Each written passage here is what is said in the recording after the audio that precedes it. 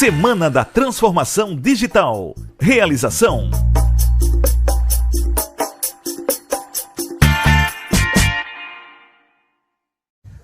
Olá, sou Paulo Renato do Sebrae Nacional. Inicialmente queria parabenizar todos vocês que estão participando da Semana de Transformação Digital promovido pelo Sebrae Santa Catarina. Estou aqui para fazer um outro convite, que vocês participem do Sebrae Acelera Digital. Esse é um programa, é um curso, se eu posso dizer assim, que nós criamos com muita efetividade, com muito carinho para você empresário, para você empreendedor. O nosso objetivo é te ajudar a compreender as ferramentas digitais, a entrar no mundo web para quê? Você vender mais, você se posicionar na internet, você conquistar mais clientes, você ter mais sucesso no seu negócio.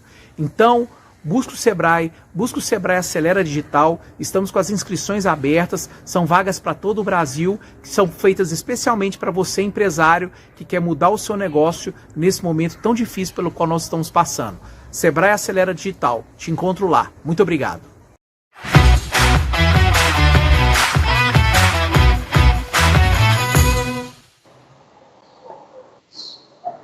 E aí, pessoal, bem-vindos a mais uma live da Semana da Transformação Digital. Hoje é o último dia, feriado, mas estamos aqui com mais 4 lives para vocês, para a gente completar essa nossa promessa aqui de fazer 24 horas de conteúdo para vocês.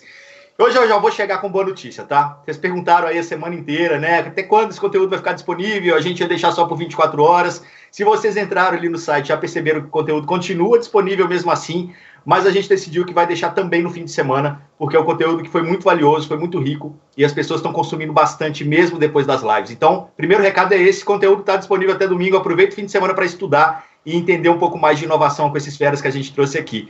Outro recado, nosso grupo do Telegram. Estou falando aqui o tempo inteiro, mas, gente, entra no grupo do Telegram, porque a semana acaba hoje, mas os conteúdos e as dicas continuam por lá, tá? A gente vai continuar no grupo do Telegram, sempre entregando mais conteúdo para vocês, mais dicas para vocês, pequeno e micro, mesmo seja nessa época de pandemia, seja depois, quando tudo isso passar, a gente começar a retomada, esse grupo de WhatsApp vai continuar, sim, funcionando, com muito conteúdo e muita dica para vocês. Bom, o painel de hoje é meio que uma ida ao futuro, assim, né? A gente vai falar sobre a China, que já passou por tudo isso que a gente está passando aqui agora, e que já está experimentando a retomada, mas a gente vai entender um pouco como isso está acontecendo por lá, e como isso pode, de uma certa maneira, acontecer por aqui também, guardadas as devidas proporções, as diferentes realidades. E para falar sobre isso, eu estou aqui com o Yin Xie, que é cofundador da China Innovation, conhece tudo do mercado da China, e também o Luciano Araújo, que é mentor do MIT Challenge, mas tem experiência no mundo inteiro, já trabalhou nos 5 continentes, também na China, conhece muito do mercado de lá e também de outros países. Vai trazer para nós um pouquinho aí desse panorama, dessa volta, dessa retomada, do que está acontecendo e como que a gente pode ser mais ágil nesse processo também. Então, antes de tudo, obrigado pela presença de vocês. Obrigado, Igor. Obrigado pela oportunidade. Isso aí. Bom, o pessoal tá no chat aqui, ó, já manda pra gente aqui de onde vocês são, que negócios vocês têm, pra gente direcionar um pouquinho aqui do conteúdo e entregar também, né, respostas que façam mais sentido pro que vocês têm aí no dia a dia. Fala também, pode mandar pergunta, gente, como você sabe, a gente tá trazendo as perguntas aqui do chat todas para serem respondidas aqui dentro. Tô vendo aqui o pessoal de Ribeirão Pires, de São Paulo, de Niterói, de Florianópolis, de Fortaleza. O pessoal de Fortaleza tá forte aqui no chat, tem muita gente de lá. Pessoal de Belo Horizonte, pessoal da minha cidade, Nova Era, Minas Gerais, está aqui também. Toda a família prestigiando. Desculpa aí. A família prestigiando, Igor. Família, exatamente, isso não é família vizinho, né? Porque a cidade é tão grande. Aliás, vou começar com o exemplo de Nova Era, então, porque eu estava conversando com minha mãe ontem, ela estava falando que por lá, algumas lojas já estão abrindo, as pessoas já estão saindo de casa, mesmo sem a recomendação do governo, né? Como que isso aconteceu na China? Assim? Na China, as pessoas realmente começaram a cansar daquele momento, cansei de ficar em casa, não consigo mais ganhar dinheiro, elas começaram a voltar por conta própria? Ou como que foi essa reabertura? Vamos começar pelo Yin um pouquinho. Legal. A reabertura, o retorno, ela tem alguns fatores. Ela depende muito da localização da cidade e das categorias dos negócios. Então, obviamente, as pessoas, assim como a gente aqui está fechado, uma boa parte... ou, na verdade, depende da cidade também, parte da população aqui no Brasil estão fechados. Lá na China teve também essa situação de cidades, principalmente no epicentro, mais concentrado, eles só foram liberados, o Han só foi liberada no início de abril, só que outras cidades, na segunda metade de março, já estavam voltando. Então, teve fases diferentes, situações muito regionalizadas. Isso é um primeiro ponto. E também, obviamente, dependendo do tipo de negócio que você tem, no tipo de empresa que você trabalha, enfim, também foi liberado, dependendo sempre de um planejamento e de um cuidado muito grande por parte do governo para que as pessoas e as empresas e os locais estivessem preparados. Um dos exemplos que eu sempre trago, o que acontece assim, para uma empresa, para um escritório voltar a funcionar, voltar a abrir, ele precisa de um alvará da prefeitura ou do governo do distrito. E esse alvará, ele só é concedido depois que um fiscal chega na sua empresa, verifica se você tem álcool gel, se você tem máscara, se você tem estrutura e tem o termômetro também, porque 80% das pessoas que têm sintomas têm febre, então é um dos principais sintomas a febre, e agora cada vez mais o QR Code da saúde também, que é aquele QR Code que mostra a cor da sua condição, se você está verde, vermelho ou amarelo, para permitir você entrar no local ou você ficar em casa. Então, essa retomada tem acontecido ao longo desde a segunda metade de março até início de abril, dependendo da cidade, retomando de acordo com o serviço ou o tipo de negócio, né? Então vamos lá, a gente começou a falar de pandemia, na verdade de epidemia lá na China, né? Final do ano, começo de janeiro, a gente está falando no meio de abril, foram 3 meses e meio de espaço ali parado, foi mais ou menos isso? Na verdade, o Han foi fechado no dia 23 de janeiro. Tá. Então, menos um pouquinho, 2 meses. Sim, exatamente, E aqui outra cidade... a gente já está entrando no segundo mês. Então, teoricamente, se a gente fizer um paralelo, a gente está chegando, já passou da metade. Isso só quando a gente considera o tempo, sem a gente considerar o nível de fechamento das coisas, o nível de rigor ou das outras ferramentas disponíveis. Então, se a gente só fala do tempo, sim, mas, obviamente, e aí a gente tem observado que cada país também, e cada cidade também se utiliza de regras diferentes, então todas as outras variáveis que vão determinar isso, não é só o tempo. Uhum. Mas para acabar um pouquinho com essa aflição das pessoas, né, Luciano, como a tecnologia pode ser utilizada para tentar facilitar com que a gente volte o mais rápido possível, né, para que a gente consiga retomar os nossos negócios o mais cedo possível? Como você tem visto a tecnologia sendo utilizada para viabilizar isso?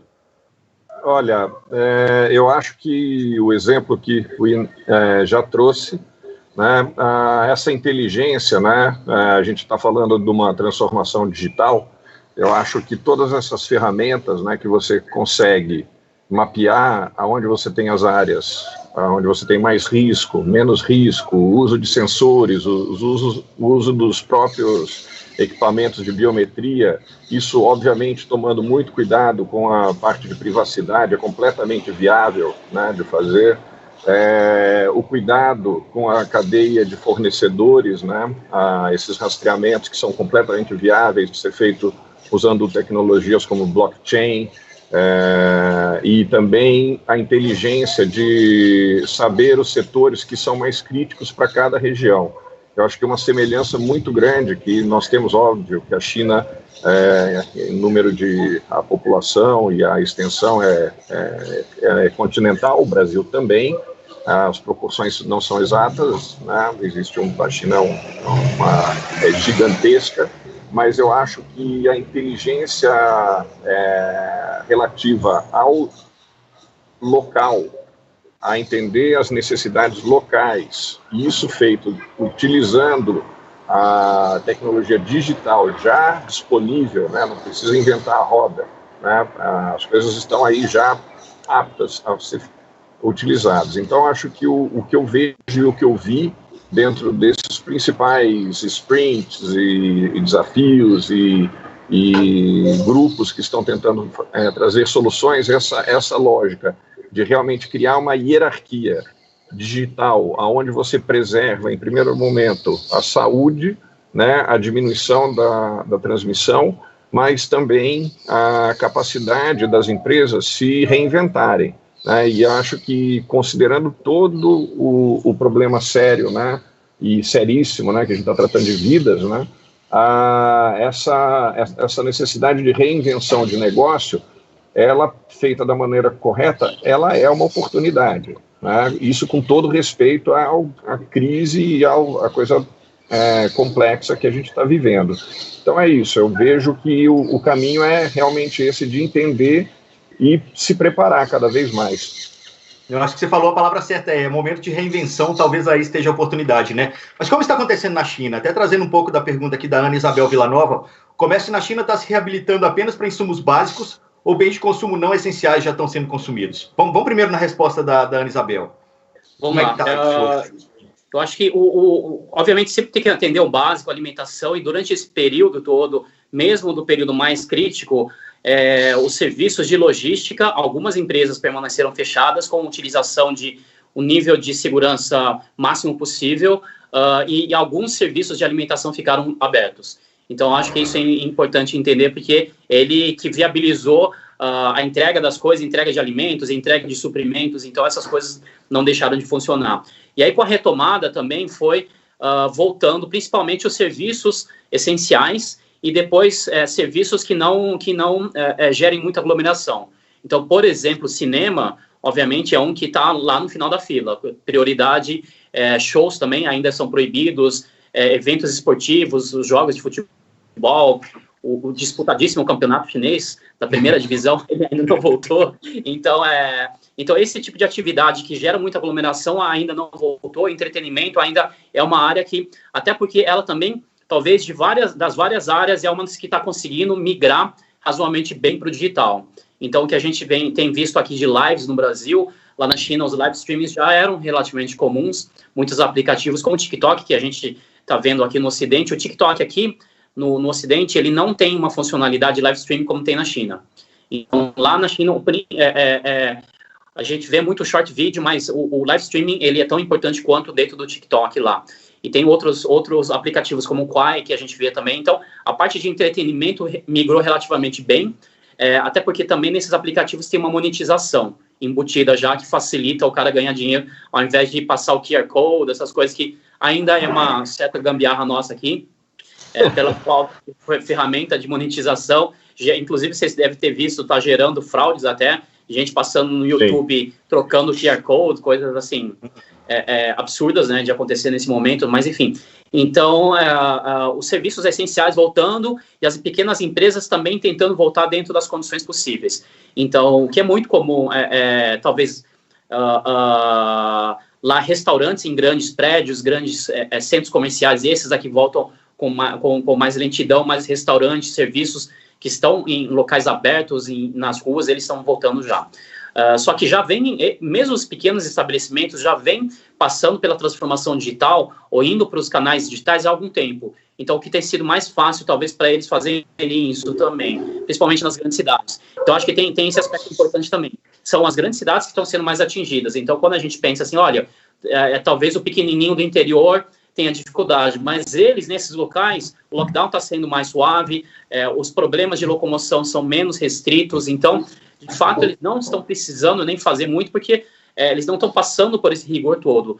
O grande rigor são nas grandes cidades, que estão obrigando os pequenos negócios. Só para dar um exemplo, que já vinha acontecendo há algum ano, isso no ano retrasado, eu já tinha observado, pequenas lojas de conveniência de bairro, ou mesmo nas grandes cidades, eles já estavam quase integralmente dedicados a fazer entrega do aplicativo. Ele mantém a loja aberta, mas aí você entra lá, tá todos os produtos entuchados, não tem mínima condição para um cliente entrar lá dentro, fisicamente. E ele nem quer, porque ele acha que você está atrapalhando a dinâmica dele. Ele está lá com o scannerzinho lá para pegar o pedido, fazer a conferência para depois mandar pelo delivery. E o cara que não quer que você entre. Então, o negócio, os pequenos negócios já estavam passando. Então, acho que essa é uma vantagem que a China já vinha adotando ao longo dos anos, e por isso que talvez eles tenham passado com uma facilidade maior em negócio, mas não significa que não atingiram. Tem uma estatística de mais de 800 mil pequenas empresas fecharam nos primeiros 2 meses. Então, não estão passando batido nesse aspecto também, né? Tá, mas até pegando carona no que você falou aí, né, do comportamento no caso do vendedor, né, que ele passa agora já não querer que o consumidor entre na loja dele. Mas a Mica está perguntando aqui quais as principais mudanças que foram sentidas no comportamento dos consumidores, né? Uhum. Depois dessa essa retomada que está acontecendo, já dá para perceber uma mudança no consumidor também, de entender um pouco da realidade de lá, mas também do Luciano, de como que você percebe tudo isso, né? Todas essas coisas estão acontecendo, de repente as pessoas estão mais solidárias, entre aspas, ou estão mais humanas nesse momento. Queria entender de vocês dois aí o que vocês estão pensando. Uhum. Eu acho que nesse aspecto, muito do que vem acontecendo é aprofundamento de uma mudança de comportamento que já vinha com o digital. principalmente porque, de novo, a gente está falando das grandes cidades, onde a adoção de meio de pagamento digital, que já vem sendo dito há muito tempo, inclusive foi aprofundado porque as pessoas não querem mais nem trocar dinheiro, né? Então, o pagamento sem fio, o pagamento via celular, ele, de fato, não é só prático, mas agora também é seguro, mas próprio e-commerce também, que as pessoas não querem vir. Então, o que já vinha acontecendo, acho que talvez vai acelerar, está sendo acelerado e aprofundado. Não é que existe uma mudança muito profunda. O que pode acontecer nessa volta, as pessoas terem um pouco mais de receio de sair para as ruas, de se sociabilizarem, de ter contato, mas paulatinamente as coisas vão se retornando. Então, de fato, né, no comportamento, nesse aspecto, o comportamento social. Em termos da questão de as pessoas estarem mais amistosas, ter uma preocupação global, eu não sei se a mudança vai ser muito grande. Isso, eu diria que é mais seguro a gente observar daqui, 6 meses, se o que está acontecendo agora é em função da crise, do problema todo, ou é uma coisa que vai se permanecer ao longo do tempo. Uhum. Luciano, o que você está percebendo assim, da mudança do comportamento das pessoas, né, e de tudo que está acontecendo? Como que você acha que isso vai impactar no comportamento do consumidor daqui para frente? É um momento em que você tem uma mudança de lógica tremenda, né? E quando a gente pensa em negócio, né, a percepção dessas inversões, né, de comportamento, né, realmente baseado no princípio de que o negócio vem do nosso cliente, do nosso consumidor. Acho que o que o Ian colocou, por exemplo, que o negócio do entretenimento é um que está se adaptando rápido, né? E já existem mecanismos de criarem modelos de negócio que já ajudam isso a evoluir. Eu acho que quando você percebe uma parte da economia migrando rapidamente, os serviços que podem acompanhar essa mudança, por exemplo, você pode ter experiências casadas, né? Então, quando você tem uma coisa de show, você pode ter uma coisa atrelada a serviços do serviço de alimentação, ou de workshops, ou de trazer essas inteligências, né? Que às vezes estavam muita gente já tinha passado por esse insight, mas por conta do negócio do dia a dia não tinha sido implementado. Então, é um momento em que a gente tem como testar e observar coisas que às vezes já estavam no nosso plano, né? Mesmo aqui, trazendo o exemplo do Brasil, né, a gente tem uma casa de show muito famosa, né, que é o Bourbon Street Music Club, que tem 25 anos aí, precisou se reinventar completamente, e ele está partindo para esse princípio, buscando patrocinadores e já partindo para esse tipo de lógica. Mas a velocidade é muito importante, né? Então você tem que buscar parceiros. Eu acho que isso pode ser transportado para qualquer mercado. Quando você fala em alimentação, por exemplo, a segurança alimentar é chave. Isso abre espaço para o quê? Para um tipo de certificação diferente. Isso é um serviço todo novo, né, que pode usar ferramentas digitais também para gerar essa confiança no consumidor. Então, acho que todo esse princípio da gente estar tendo uma vida que é parcialmente digital, né, ou grande parte, né, profissionalmente, ela é, na verdade, um campo de experimentação e que pode, de um ponto de vista positivo, né, considerando de novo todo o problema dessa situação e da gravidade da perda de vidas, né, a gente consegue perceber que às vezes a gente estava usando recursos de uma maneira errada, né, às vezes viagens demais, às vezes deslocamento que não eram realmente necessários, ou mesmo o uso de recursos que não faziam muito sentido. Então, a minha percepção mundialmente, por realmente ter essa sorte de ter trabalhado com programas que tem pessoas de mais de 70 nacionalidades, é que você consegue ter uma progressão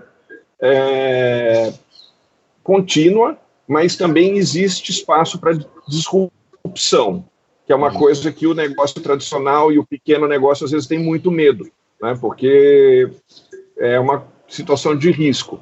Então, eu acho que o exemplo que a China sempre traz aí é dessa capacidade de ser rápida e de ter a inovação, né, com a infraestrutura e realmente agindo de uma maneira que é como se a gente pudesse ver um pouquinho do futuro. E acho que para todos os países isso é uma coisa muito importante. Então, eu vejo aí uma situação positiva dentro de uma calamidade e respeitando fortemente a parte médica dessa pandemia. Né? Não, você falou uma coisa aí que eu acho que deve ter muita gente no chat que está de cabelo em pé. Você falou, às vezes a gente vai perceber que a gente viajava demais. E tem muita gente do setor de turismo aqui, e que está desesperado, porque realmente acabou a demanda para eles nesse momento, né? Como que você imagina essa retomada para o turismo, especificamente? E aí a Cristina Bianco também está perguntando que negócios morreram na China. Isso está relacionado a setores? Primeiro vamos falar de turismo, né? O que você acha? Como se eu puder iniciar aí, isso eu estou com um exemplo muito fresco aí na minha mente. O Airbnb, né, que sofreu um golpe de, não sei nem classificar, né, o impacto, né, para o negócio, para todo mundo, né, desde a própria plataforma até os proprietários e etc. Eles já migraram para um tipo de experiência digital que permite que você tem como se fossem embaixadores locais que fazem uma pré-venda e falam dessa cultura, né? E então acho que o turismo, né, e eu falei, esse excesso de viagens, né, que eu coloquei, não é no sentido de atrapalhar o mercado, mas na verdade de um uso mais inteligente, né? E acho que de novo, quando você tem um negócio migrando da escassez para a abundância, né, você pode ter maneiras distintas de trabalhar, modelos de negócio que são mais voltados para um uso responsável e inteligente. Então, isso tem espaço para criar pacotes especiais, um outro tipo de venda, um outro tipo de inteligência com as empresas que usam muito essas viagens. Então, e com dados, né, falando de novo da transformação digital, né, as pessoas acham que às vezes é só postar alguma coisa na mídia social. A gente tem como usar inteligência artificial, é uma coisa real. A gente tem como usar dados dos seus próprios clientes para entender aonde você pode fortalecer um mercado ou mesmo ter uma margem que compense a perda de um outro. Simplesmente por você ter mais tempo de analisar isso com novas tecnologias e uma inteligência humana, né, em cima desses insights, né, dessas dicas que a análise de dado dá. Legal. Eu acho que você citou aí o Airbnb, eu tinha dado essa dica já do Airbnb antes, e tinha olhado aqui no site, e eu vi umas coisas super legais. Por exemplo, que na verdade a solução do Airbnb ela pode resolver o problema tanto do turismo quanto o problema do evento. Olha só, o que eles estão vendendo hoje na experiência do Airbnb? Concerto com indicados ao Grammy Latino. As pessoas estão pagando R$56 por pessoa para assistir ao concerto de artistas indicados ao Grammy Latino aqui no Airbnb. Eu tenho aula de vinhos com especialista, a partir de R$79 por pessoa. Eu tenho experiência de confeitaria em família. Imagina os pais que estão em casa hoje, né, estão precisando ocupar os filhos. Isso pode ser legal também. Segredos de mágica no Reino Unido, a partir de R$105 por pessoa. Quer dizer, você está unindo evento, você está unindo turismo aqui também, né? Tem os cachorros de Chernobyl, eu já falei sobre essa, é muito legal. Você visitar os Chernobyl em tempo real, vendo os cachorros de Chernobyl. As coisas malucas, mas tem quem pague, né? Porque eu acho que a questão é essa agora. Quem vai pagar pelos eventos online? Tá aqui, ó. As pessoas estão pagando, porque se eles estão sendo expostos aqui na página do Airbnb é porque tem quem queira. Ontem eu vi uma outra experiência legal também, falando em eventos. Um shopping aqui de São Paulo estava fazendo um show da Paula Toller, do Kid de Abelha, no Instagram, e aí isso aí estava atrelado a ofertas também do shopping. Quer dizer, era uma forma também dele continuar trazendo os eventos que ele fazia no shopping, mas ao mesmo tempo aquecendo também as vendas ali naquele momento, né? Fala um pouquinho para nós da experiência da China agora. Teve negócio que morreu, teve negócio que já se reinventou. Você consegue já trazer algum insight nesse momento de coisas que estão acontecendo por lá agora? certamente o turismo é um dos negócios mais impactados, até porque você tem na China o turismo interno, que é gigantesco, e o turismo internacional, que a China já estava despontando como os principais destinos. E o que foi uma tremenda... A gente talvez só tenha uma análise mais profunda do que significa isso, do impacto de ter começado no Ano Novo Chinês, que é um momento de maior movimentação das pessoas. Então, o que normalmente todo ano significaria talvez mais de 1 bilhão de viagens, nesse ano praticamente parou. Isso significou um impacto diretamente nas companhias aéreas, hotéis, enfim. Mas, por outro lado, agora eles estão começando a também trabalhar mais no lado intangível, o lado de desejo, e um pouco do que o Luciano também comentou, de otimizar as coisas. Então, ao invés de fazer viagens, algumas companhias, principalmente sites de viagem, estão começando a oferecer ferramentas ligadas a, por exemplo, reuniões online, ligadas a feiras virtuais, coisas desse tipo. Então, coisas que talvez o serviço deles de transporte, no caso, era utilizado para o sujeito chegar do ponto A para o ponto B, e o que ele ia fazer no ponto B, ele está tentando trazer para o digital, que é o que vocês comentaram da questão do Airbnb. Então, eu não vou conseguir fazer uma experiência gastronômica na Europa, mas então vou fazer em casa com um chefe francês, coisas desse tipo. Então, uma boa parte também, inclusive, das reuniões eram feiras de negócios, na China principalmente, então eles estão começando a trazer para que as coisas aconteçam também no virtual. E aí eu vou dar um exemplo do que vai acontecer agora, no final desse mês, da Canton Fair, que é uma das grandes feiras da China, do mundo todo, que são centenas de milhares de pessoas indo anualmente. Imagina o impacto em termos de negócio disso. Eles estão indo para o online, só que eu diria que talvez eles ainda não estão usando toda a capacidade disso, porque o que eles estão fazendo talvez vão replicar muito o que o próprio Alibaba fez em 2013. Acho que aí eu queria trazer esse paralelo dos SARS impactando a Ásia em 2003 como um todo. Então, talvez a Ásia ela já tenha sofrido isso de uma forma muito forte lá na época, então absorvido muito das experiências e muito dessa transformação. Talvez o novo normal, eles já tenham vivido, de certa forma, isso, por isso que eu comentei de aprofundamento e aceleração, porque essa mudança já aconteceu. 2003 foi, de fato, inclusive, o ano da inflexão do crescimento do e-commerce na China. O Alibaba nasceu em 99, em 2003 eles ainda eram uma pequena startup, e pelo fato dos estrangeiros também não quererem ir mais para a China, para ir para as grandes feiras, eles acabaram virando a grande ferramenta para que os compradores estrangeiros conseguissem continuando acessando as fábricas chinesas. Então, esse é talvez um dos exemplos mais clássicos que tem acontecido na SARS, e agora várias empresas tentando replicar ao seu modo o que aconteceu. E eles falavam assim, o Alibaba, ele era muito voltado para feiras de negócios, ele se promovia dessa forma. Então, ao invés de simplesmente levar a feira, eles criaram um novo modelo, que é um classificado online, enfim, coisa desse tipo, que valha. Mas era uma mudança muito forte de negócio. Então, alguns setores estão sendo inventados e estão tentando se transformar com o digital. Mas o que acontece? O digital tem, acho que, alguns aspectos. Ele é tanto mídia, e aí está a audiência, quanto plataforma de transação. Então, muitas vezes, se você é um negócio que anteriormente não tinha uma audiência, ou não tinha uma base online, essa migração é mais difícil. Porque você não vai ter para quem vender. Você vai abrir um site, você vai abrir o que for, e não vai ter para quem fechar a transação. E aí você vai depender de audiências criadas. Só que nesse momento também, todo mundo está fazendo isso. Então, é um dos momentos onde a mídia digital está mais cara no mercado.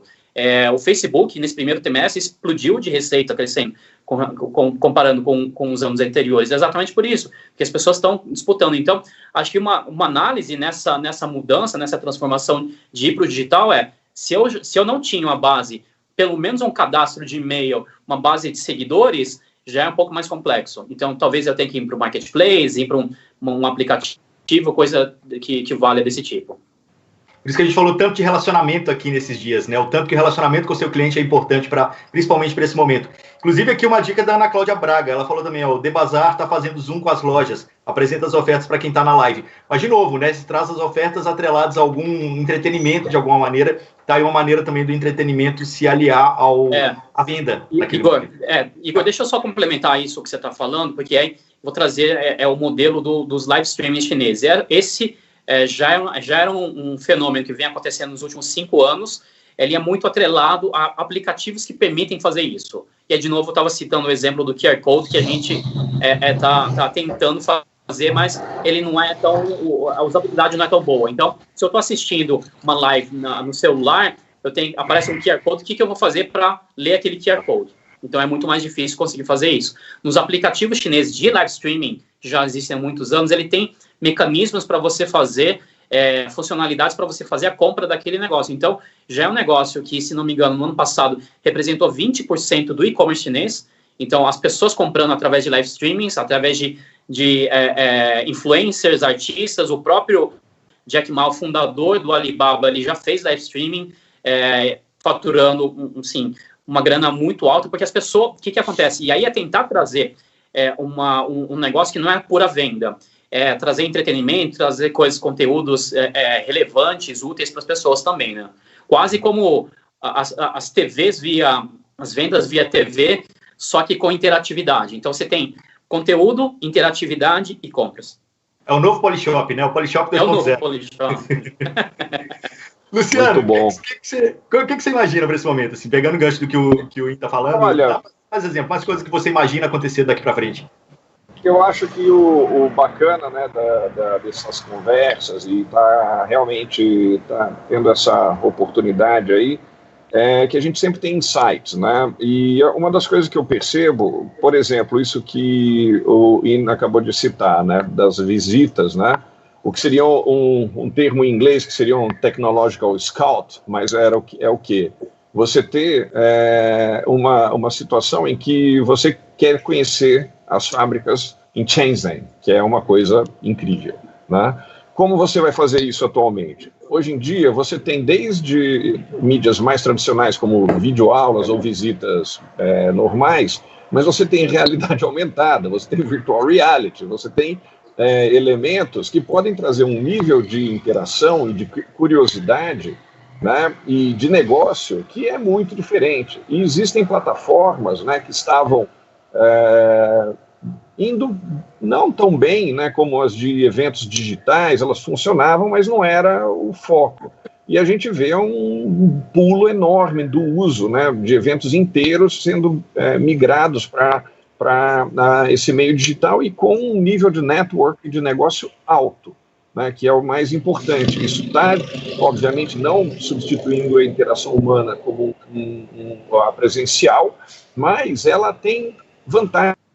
Eu acho que sempre que a gente tem duas coisas acontecendo nesse sentido, migrando de uma para outra, existem vantagens, você tem como chegar numa terceira que é superior, né? E eu acho que é muito disso. E a outra coisa seria no sentido de ter essa oportunidade. A gente está vendo a proliferação de um tipo de conteúdo educacional, de treinamento, de entretenimento, sendo divulgado de uma maneira até mais democrática do que a gente via antes, né, de uma maneira mais ampla e também viável, né, porque a hora que você tem você usa o meio digital para expandir a tua base de clientes ou a tua base de transmissão de informação, não diminuindo o valor de nada, nem espremendo nenhum dos fornecedores ou participantes, né, dentro dessas cadeias, né, de produção, mas, na verdade, você ampliando a distribuição desse conhecimento, abrindo oportunidades que, muitas vezes, para um empresário local brasileiro, pode ser muito caro ir para Shenzhen e fazer uma imersão de um mês lá, de uma semana, de 3 dias. Né? Agora, você fazendo isso de uma maneira digital, não é ainda o olho no olho? Não é. É um olho no olho digital, mas você tendo a qualidade e o profissionalismo, a hora que isso vai evoluir, em gerar essa informação, isso sem dúvida é um tipo de porta para acelerar os negócios, você perceber demandas que são locais e que estavam emperradas simplesmente por esse lado está cego a essa outra oportunidade. Então é isso que eu vejo. Eu acho que a possibilidade é realmente de evolução e de um melhor uso dos recursos que a gente tem, sem dúvida. Eu concordo 100% com você, e tem muito conteúdo que a gente fala sobre isso aqui nos últimos dias também, que é um pouco disso, né? Pensar simples, mas pensar também, olhar para o lado às vezes, né? Às vezes ao lado de você tem uma outra oportunidade até melhor do que aquela que você tinha no momento. Recomendo assistir a live do Marcelo, da OMI, de ontem, que o exemplo dele foi exatamente isso, assim, a OMI vendia ERP, né, uma solução de software para pequenas empresas, mas aí eles mudaram total o cenário deles agora para vender para as grandes, porque as grandes pagavam muito mais pelo serviço que ele entrega hoje. Ele falou, putz, espera aí, se eu entregar para eles ao meu preço, para eles vai ser economia, e eu vou conquistar uma nova fatia de mercado que eu não tinha até então. Então eles aproveitaram esse momento para migrar, conquistar uma outra fatia de mercado que eles simplesmente não estavam atacando, e nesse momento virou uma grande oportunidade, né? Vou trazer um outro assunto aqui agora, é uma pergunta da Ana Isabel Villanova. As empresas pretendem manter home office na China? O que vocês estão enxergando de tendência? O Marcelo, já citei ele aqui agora, ontem ele também falou isso. Cara, ele falou que ele era totalmente contra home office, mas depois dessa experiência ele assumiu que ele errou, que home office pode ser produtivo sim, que agora home vai ser home office também. O que vocês estão vendo de tendência, assim, pelo que está acontecendo já em outros países? Acho que tem um aspecto importante. Isso, na verdade, assim, o home office, inclusive, é um dos pontos a gente está sendo forçado a fazer. Ele, assim, toda essa mudança está sendo à força. Hein? Inclusive, tem gente que fala que não é home office. Home office é quando você tem a liberdade de decidir isso, ou por orientação da empresa, enfim. Então, e tem muita gente que não está se adaptando, essa é a realidade. Mesmo a educação online, que as pessoas estão sendo... as escolas estão adotando a força, muitos professores estão tendo dificuldade, então a gente está indo cambaleando nessas coisas e depois a gente vai perceber o que vai ficar disso, a gente vai filtrar. Só um parênteses, eu acho que tem uma outra questão com relação ao home office, que é assim, as pessoas estão, como você disse, as pessoas estão forçadas, mas elas estão sem dispersão também, né? Tipo, não tem a loja na rua aberta, não tem o restaurante aberto, não tem o amigo chamando para ir para determinado lugar, então as pessoas estão em casa entediadas, então elas estão forçadas do trabalho. Tem esse detalhe também, né?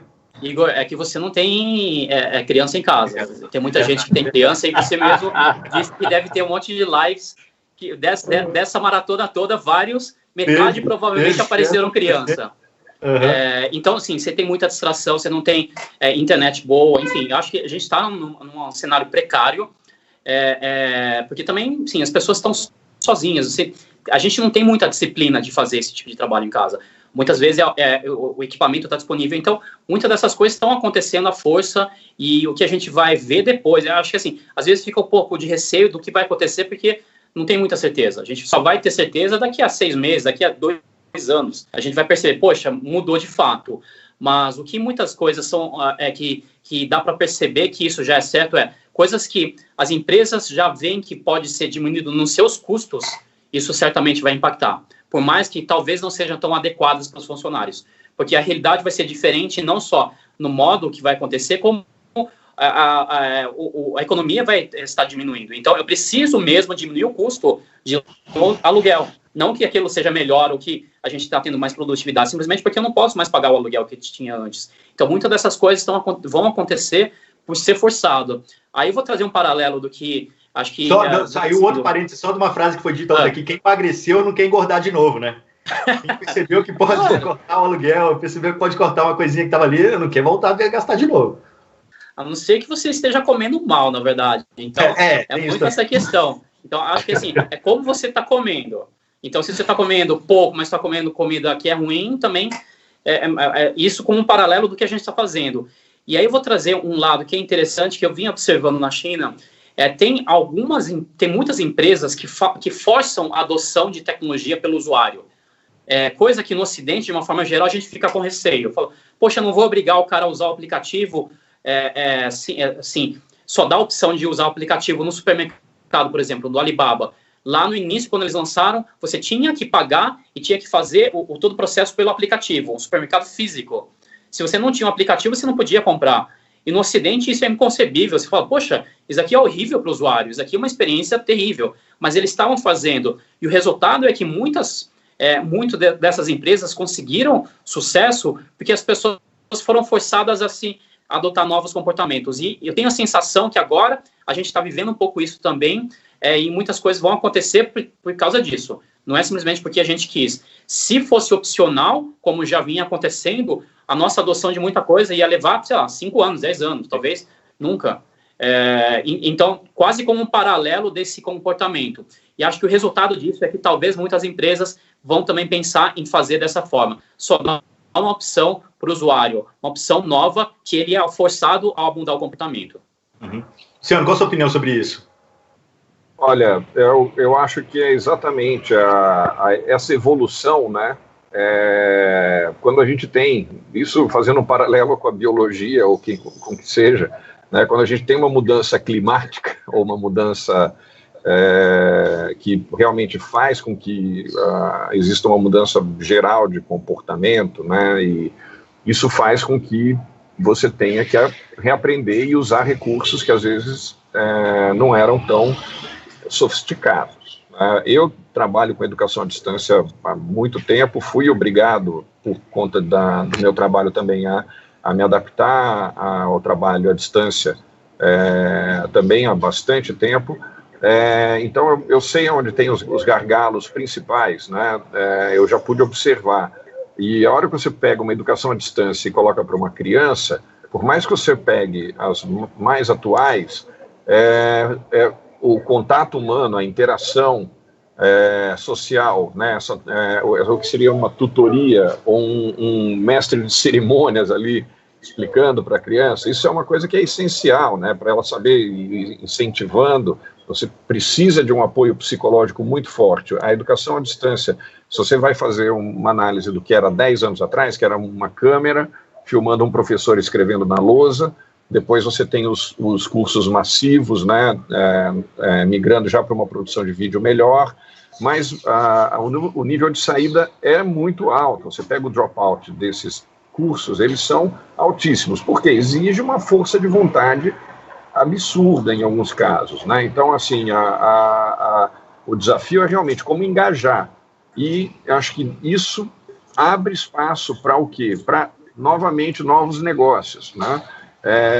Você ter esses apoios onde você consegue ensinar as pessoas a entenderem melhor esse ambiente digital e a melhorarem essa experiência, ela não ser tão agressiva, né, nessa adoção, é importantíssimo. A mesma coisa para o meio profissional, né?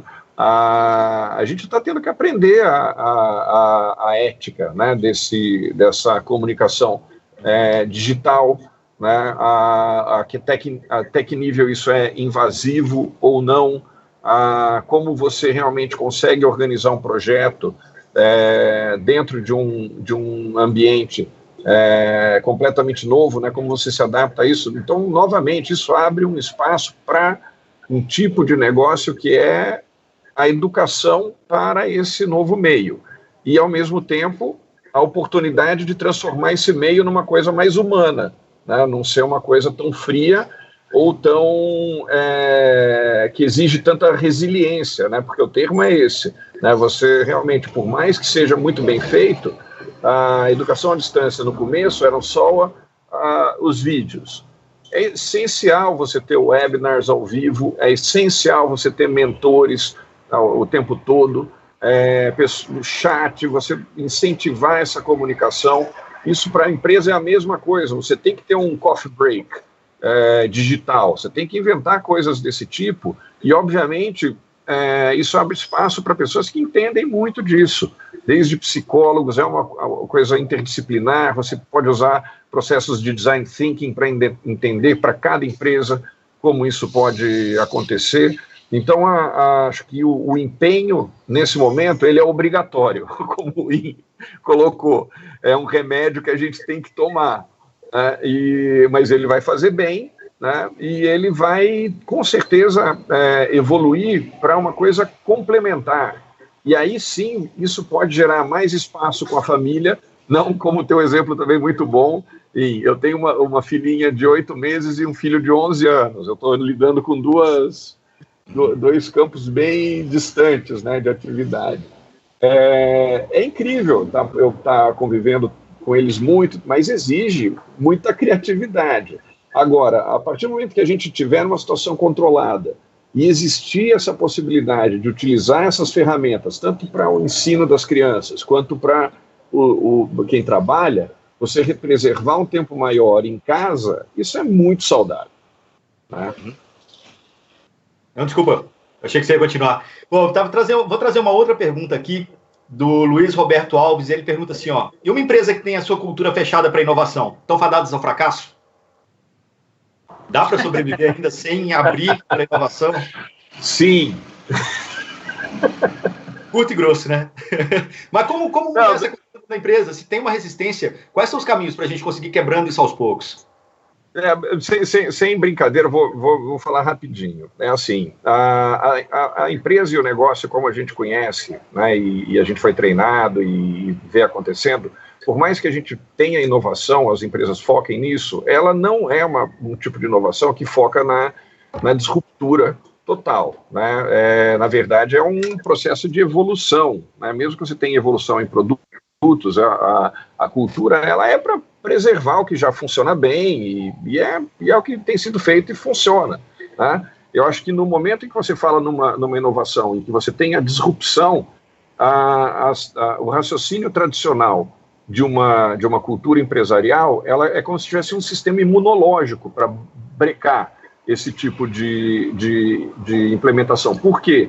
Porque o gasto inicial ou o nível de investimento e de tempo que você tem durante um processo de investigação de um novo produto ou de um serviço ou de um entendimento de um consumidor, de um cliente, ele é muito alto. Então, é um processo em que, naturalmente, o empresário ele tem que ter responsabilidade. Então, quando eu falei sim, de uma maneira rápida, na verdade, assim, você tem essas duas situações, numa inovação em que você vai focar no lucro e pode ter uma coisa que é progressiva, e você pode ter realmente essa análise da disrupção, que aí é uma que o risco aumenta, mas você pode ter ganhos, e no caso que a gente vive hoje em dia, em um ambiente completamente diferente, ela é necessária. Né?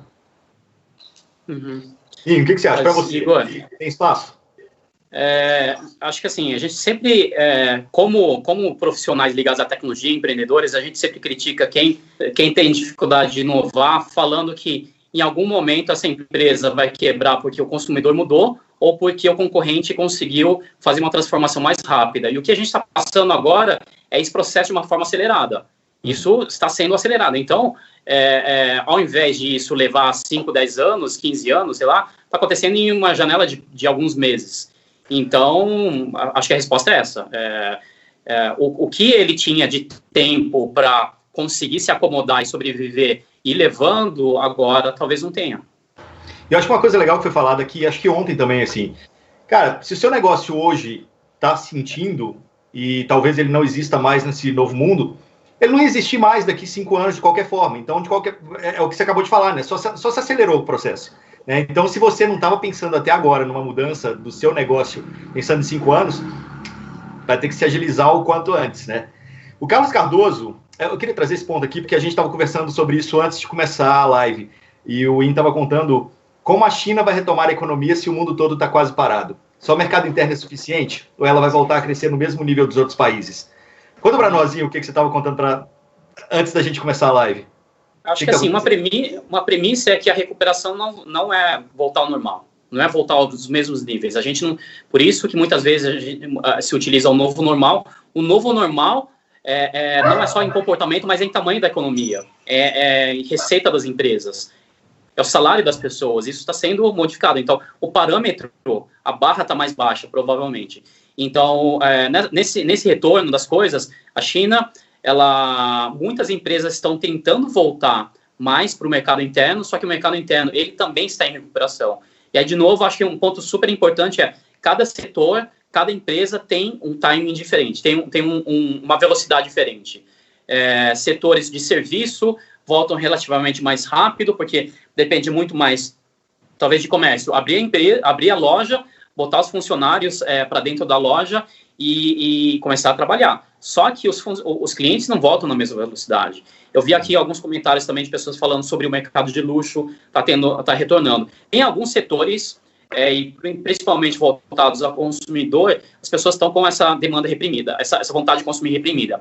Mas é uma bolha, vai acontecer, explodir. Algumas lojas, a gente viu notícias, posts falando, poxa, o cara vendeu X milhões em um dia. Mas isso aqui é uma bolha. Aconteceu uma vez, as pessoas foram lá, consumiram e voltaram a ritmos normais. Isso está mudando. Então, não é um comportamento que vai se pendurar ao longo do tempo. Então, isso é importante. Categorias diferentes, setores diferentes, indústria vai ter muita dificuldade, indústria de baixa complexidade, moda, produtos de consumo mais simples vão voltar mais rapidamente, mas as cadeias complexas que envolvem eletroeletrônicos e envolvem também fornecimento de componentes de fora da China, que acontece, componentes de eletroeletrônico, o Luciano conhece bem isso, vem dos Estados Unidos, e os Estados Unidos está começando a sofrer agora.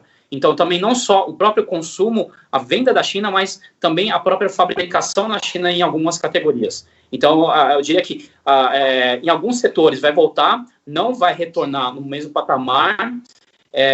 Tem especulações que indicam que talvez algum que possa voltar, mas também vai depender muito do gasto do governo. O governo botar uma força muito forte, muito grande, injetar dinheiro. Já vinha acontecendo no final de março, o governo já tinha anunciado alguns fundos para manter o estímulo à inovação, manter o estímulo ao crescimento. A dúvida é quanto isso vai conseguir compensar o que estava acontecendo, toda a perda que a gente teve e o que estava acontecendo antes, né? Legal. Bom, mais uma pergunta aqui do Raimundo Filho. O que o Brasil pode aprender com a China em termos de agilizar na retomada dos pequenos negócios? O que dá para a gente olhar para lá e falar, putz, isso aqui foi legal, a gente poderia trazer para cá? Vamos começar, Luciano? Olha, o que eu sempre percebo da maneira de inovar e com os times que eu já trabalhei, e mesmo conhecendo e trabalhando em Taipei, em Taiwan, a maneira disciplinada, né, de raciocinar e atacar os problemas é uma coisa que é muito importante, né? E acho que existe um quesito, né, de realmente entender que são processos, né, que em alguns momentos, como o Ian colocou, que a gente vai ter uma chuva de freelancers, né? Eu acho que o primeiro momento aí que a gente vai ter, o negócio mudou muito, né? Existem negócios que estão completamente fora da capacidade de atividade nesse momento, e tem muitas pessoas que perderam posições, né? Então a primeira coisa essa barra vai estar mais baixa? Provavelmente sim. Tá? Mas acho que o principal é o quê? Entender que é um caminho que tem que ser traçado, e tem que ser traçado com uma motivação de resiliência mesmo e otimismo, né? Você tem que entender que a gente tem recurso, tem que confiar que não é um pequeno grupo que está passando por isso, né? É uma sociedade, é uma situação global, né, que está acontecendo.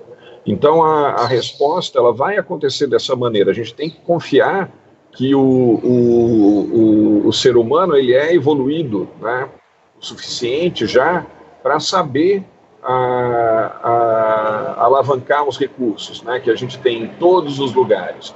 Então, de novo, acho que o principal é isso: a disciplina, a capacidade de seguir com um trabalho de uma maneira resiliente, no sentido de procurar um futuro melhor, né? Eu acho que você vê assim, exemplos aí de cidades que combateram na China problemas de poluição rapidamente, né? Uma coisa que era uma crítica absurda, a gente tem aí situações já extremamente positivas e numa velocidade que a gente não viu em nenhum país na Europa, nenhum país na América do Sul. Existe uma velocidade de ação e uma capacidade de operacionalizar essas ações que é muito, muito impressionante. Então, a gente tem que aprender, sim, e seguir esse exemplo, na minha opinião. Perfeito. E para você, In, o que dá para a gente aprender com o exemplo da China? Legal. Acho que um ponto que é muito ligado ao que o Luciano falou, da disciplina, que o resultado disso é uma capacidade, disciplina e velocidade, que o resultado é capacidade de execução. Então, você vê as coisas acontecendo desde lá no início, falando da questão lá dos hospitais, enfim, isso tudo é muito da mobilização, da capacidade de fazer isso. E aí, se você me permite, eu vou resvalar um pouco na questão política, que a gente está falando de união. Então, assim, independente do regime político do que a gente está falando na China, o que está acontecendo é assim, tem um conceito que tem uma expressão em inglês, depois vou falar em português para também a gente se entender. Disagree and commit. Você pode estar em desacordo, mas você está comprometido a executar. Acho que isso é uma das coisas muito fortes. Assim, a gente está numa discussão ainda sobre o modelo que vai abrir, não vai abrir, cada um está fazendo de um jeito, e isso é terrível. Assim, e aí não entra mais uma questão de política, até dentro de empresa, não acontece. As coisas não funcionam desse jeito. E isso a gente tem que ter muita consciência. Assim, estão acontecendo muitos movimentos sociais, movimentos políticos, movimentos super positivos, negativos, enfim. Mas o que acontece é quase está todo mundo correndo para direções opostas. E isso é terrível pro fato da gente estar sofrendo como uma população. O Luciano falou assim, não é uma camada da população que está sendo afetada, está todo mundo sendo afetado. E se a gente não se comprometer, cada um tem a sua opinião, cada um tem o seu jeito, mas a partir do momento que a gente definiu, vamos daquele jeito. Se não acontecer dessa forma, não é executável. É assim, é o que a gente vai sofrer mais. Então, são muitas variáveis e, infelizmente, a gente tem essa variável, e aí não vou dizer só na camada política, em todos os níveis da população também está acontecendo e vai influenciar não só a nossa saúde e, obviamente, a nossa economia também. Perfeito. Bom, pessoal, nosso tempo está chegando ao fim. Vamos dar os recados aqui, né? Primeiro, o conteúdo todo vai ser disponibilizado para vocês. Vocês pediram, a gente vai deixar sim no fim de semana inteiro. Até o fim do dia, no domingo, vocês podem acompanhar esse conteúdo todo que foi gerado aqui ao longo da semana. Ainda tem mais lives hoje, tá? À 13h a gente vai ter uma live sobre gestão financeira, como ajustar as finanças ao novo cenário aí com o Zé Adriano da OMI e o Juliano Custódio da EQI. Depois, às 3h a gente vai ter uma outra live, essa é bem inspiradora, tá? Do Zero ao Topo, os segredos de empreendedores que se reinventaram para sobreviver. A gente vai ter aqui o Edson Mackenzie e o Frederico Flores. Eles têm histórias super legais de vida, assim, eles já foram ao topo e ao chão 1000 vezes, já faliram, já voltaram, já faliram, já voltaram e vão contar essa história para nós, pra gente entender um pouquinho nesse momento também, que eu acho que tem muita gente desesperada aí com medo de perder tudo que construiu ao longo da vida, né? Então, 3h vai ser uma live super interessante nesse sentido. E às 5h é vender. A história é vender. Estou trazendo os vendedores aqui fortes para poder ensinar dicas, que são o Thiago Concer, o Caio A. Freitas e o Alejandro Vasquez. Os três são feras de venda, então vão ser muitas dicas para vocês voltarem a vender o quanto antes, aproveitando o digital, aprendendo estratégia de venda, argumento, enfim. Isso é uma aula aquilo ali. Então é isso, gente. Tem mais algum recado? Não, acho que é isso. Tem mais... do Telegram. Entra no Telegram, porque por lá também a gente vai continuar mantendo esse contato com vocês, mesmo ao final da semana. A gente vai continuar comunicando com vocês por lá, entregando mais conteúdos, dando mais dicas. Então, o link do Telegram na verdade, mais fácil você baixar o Telegram, entrar e procurar por Semana TD. Então, encontrando Semana TD, o grupo lá, só entrar no grupo e a partir daí é só consumir o conteúdo. Beleza? Bom, muito obrigado, Luciano. Muito obrigado, In. Valeu demais. Querem dar o último recado? Como encontrar vocês? Vamos lá, In. Como te encontrar? Pelas redes sociais, Inxie, não é muito difícil, não tem homônimos, apesar de ser um chinês. O único que precisa de escrever. Vamos lá, escreve aí para nós, Marcos, na tela, ó. Inxie. É assim, Inxie. Bom, enquanto ele escreve, redes sociais, LinkedIn, Facebook, Instagram, TikTok também, obviamente, né? A gente não tem que deixar de prestigiar as empresas chinesas, mas enfim.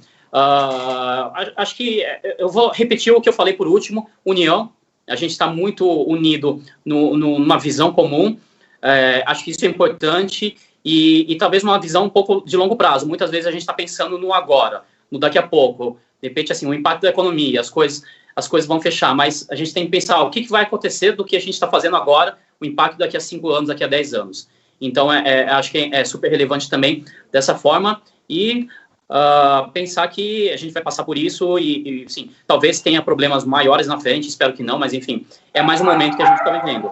A gente sempre fica olhando muito no curto prazo, a gente talvez se colocar numa perspectiva maior, é mais um dos problemas que a gente pode estar passando só. Perfeito. Luciano, como te encontrar? Maravilha. LinkedIn mais fácil, Luciano da Silveira Araújo, o da Silveira ajuda. A gente coloca, mas eu fico aí à disposição, tá? O principal, eu acho, que eu posso passar como uma mensagem, é que às vezes a gente tem receio de avaliar cenários, né? Existem ferramentas muito boas, Canvas e metodologias, né, que permitem que a gente entenda melhor o que vai acontecer, né? Então, às vezes, a gente tem muito medo de fazer uma projeção mais pessimista, ou uma projeção mais otimista, ou uma que envolve um financiamento que tem 50% de chance de acontecer ou não. Então, a minha sugestão é buscar ajuda, né, de profissionais, né, do Sebrae. Tem aí uma equipe absurda, né, super competente nesse sentido, para conseguir avaliar esse tipo de análise, né, para avaliar análise não, mas avaliar esse tipo de cenário, onde você consegue enxergar e tomar decisões não somente o insight é muito importante, mas às vezes a gente fica achando que a gente já sabe tudo, que está tudo na nossa cabeça, mas é aquela velha história, você não consegue fazer um pensamento tão em paralelo, né? Então, às vezes você mata uma ideia que poderia ser a sua salvação simplesmente por uma falta de visualização mais gráfica ou mais técnica que esse tipo de recurso permite. Então, tentem usar essa tecnologia que o Sebrae disponibiliza, e eu fico aí à disposição para atender no LinkedIn, sou super acessível também, acho que faz parte do trabalho de quem já vivenciou a inovação aí e teve essa sorte, né, de conviver com tantas nacionalidades, de passar um pouco da experiência. Exato. Não, e tudo isso que o Luciano falou vai estar disponível lá no Telegram, tá? A gente manda sempre o resumo também das apresentações por lá. Quem quiser me encontrar também, já falei várias vezes aqui, @Igor Lopes no Instagram ou Igor Lopes também no LinkedIn. É isso, pessoal. Ficamos por aqui. 1 hora a gente está de volta. Vamos sair bem correndo. Valeu.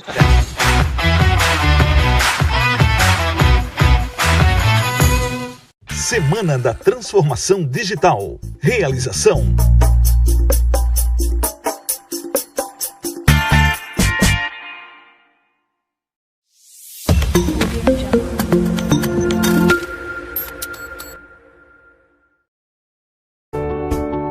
Para nós, inovação é gerar soluções flexíveis para a gestão do seu negócio. O mais completo portfólio de maquininhas do mercado. As melhores soluções para meios de pagamento presencial e online. Desde o frente de caixa até a geração de relatórios de vendas. É um prazer ser parceiro do PagSeguro, que essa parceria se perpetue por muitos anos. PagSeguro.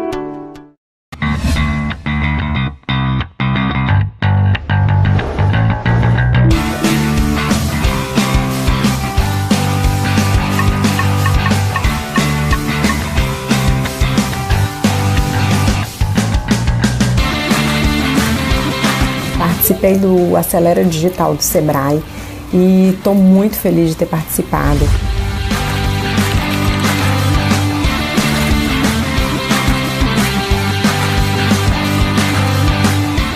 Com certeza foi uma experiência única ter a oportunidade de trocar ideias e conhecimentos não só com os consultores do Sebrae, mas com os proprietários de confeitarias ao redor de todo o Brasil. Lá eu aprendi muito sobre comunicação, sobre gerenciamento de redes, criação de mídias. Nós estamos agora, com certeza, numa posição muito à frente de outras pessoas que estão no mercado. Muitas ideias trocadas ao longo do projeto já foram implementadas, outras estão sendo implementadas e com certeza fez uma diferença tremenda na nossa empresa.